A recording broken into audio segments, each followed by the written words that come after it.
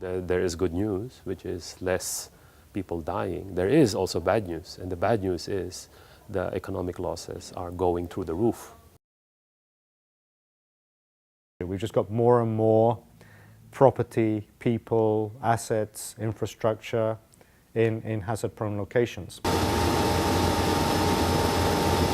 We need to redefine how risk is measured and understood in a global economy, and at the same time understand that undermining natural wealth or the natural disasters that do come along is also connected to financial instability.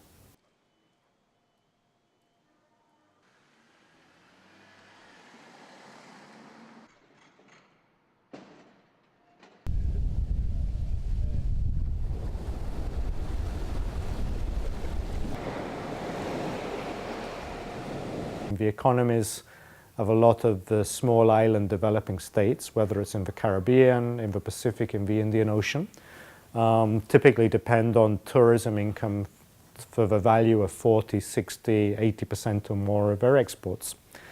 So what this means is that, a disaster in the tourism industry is not just a disaster for the hotels and for the people who own the hotels and the resorts. It becomes a disaster for the economy as a whole.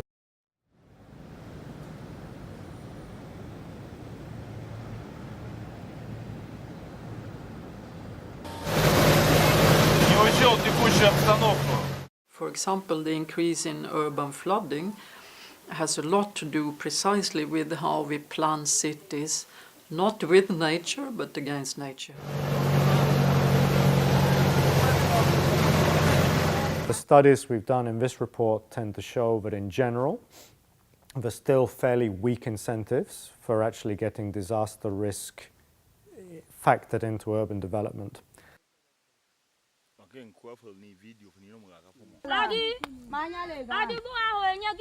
A lot of this investment is going into areas where the hazard, drought for example, poorly understood, poorly modeled, poorly mapped.